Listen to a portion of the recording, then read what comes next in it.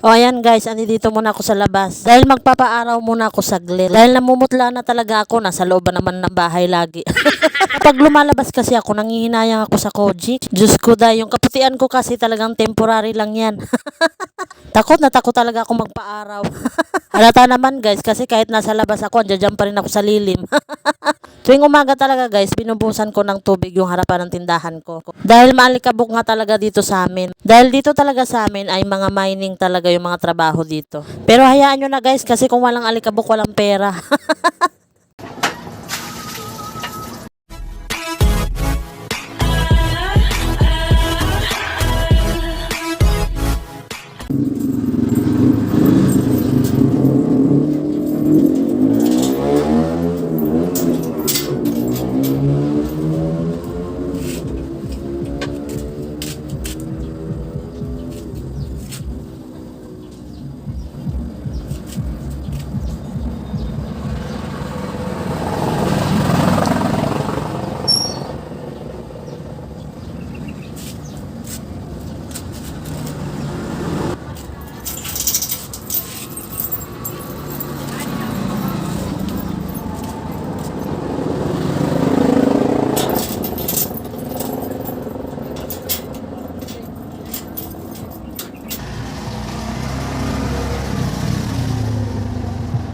Guys, pati dito, lalagyan ko siya ng pangharang sa araw kasi mamaya mga 3 o'clock, dito na yung yung araw dito.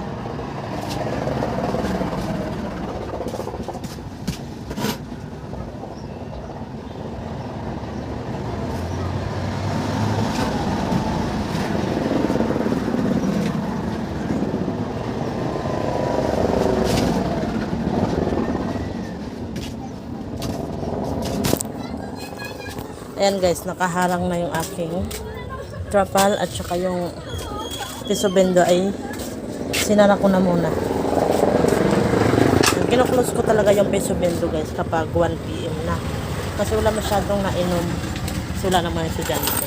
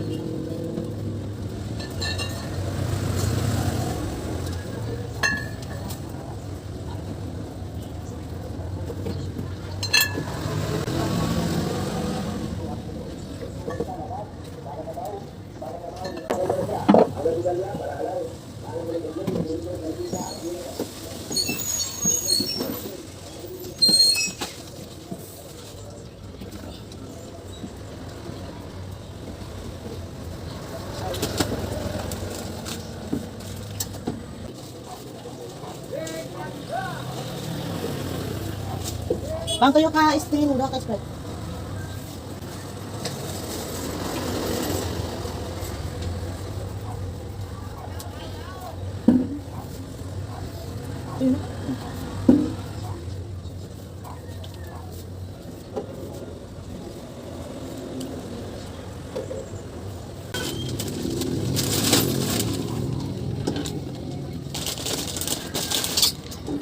Sito.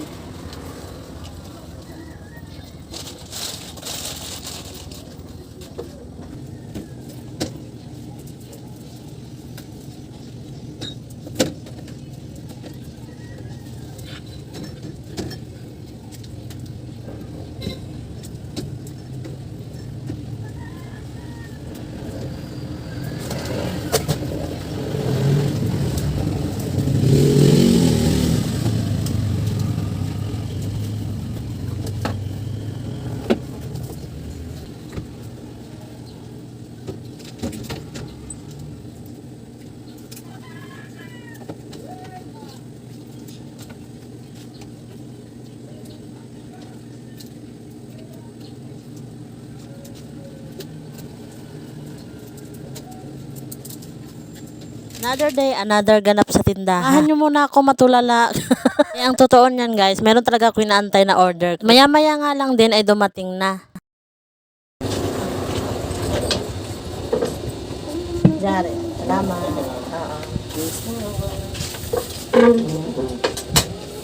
Umorder nga ako ng buko salad. At ayan nga guys, at nagpapainggit pa.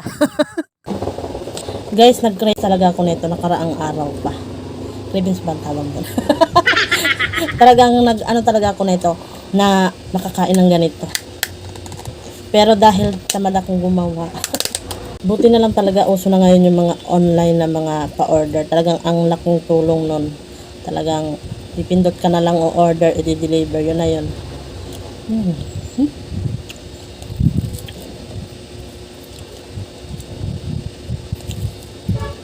Oh my God, ang sarap. Yan oh.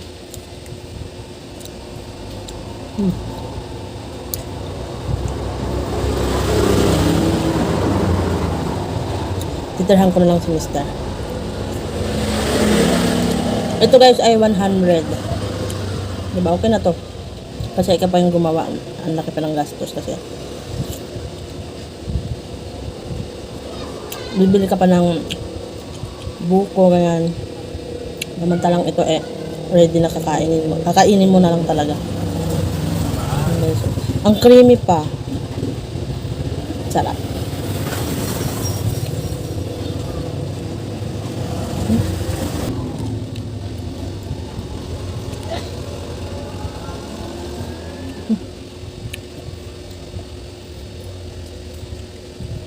Ito sa paborito ko na pasas talaga yung nahanap ko.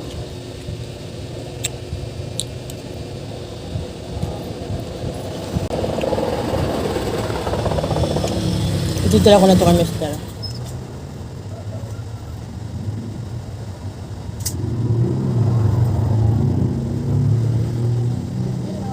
Ah. Ayo. Ah. Wala mo kwante. Ha? Wala din po.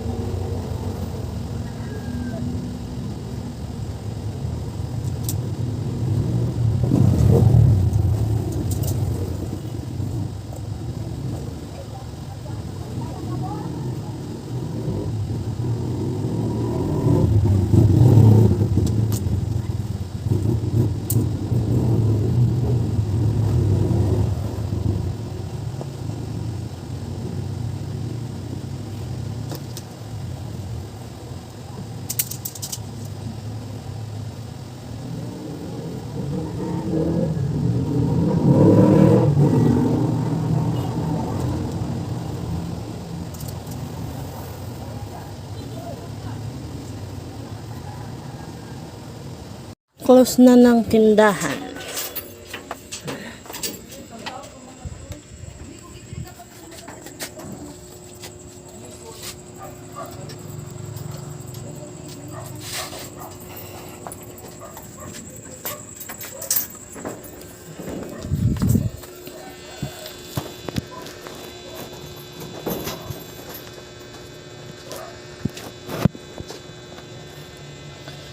Closing time.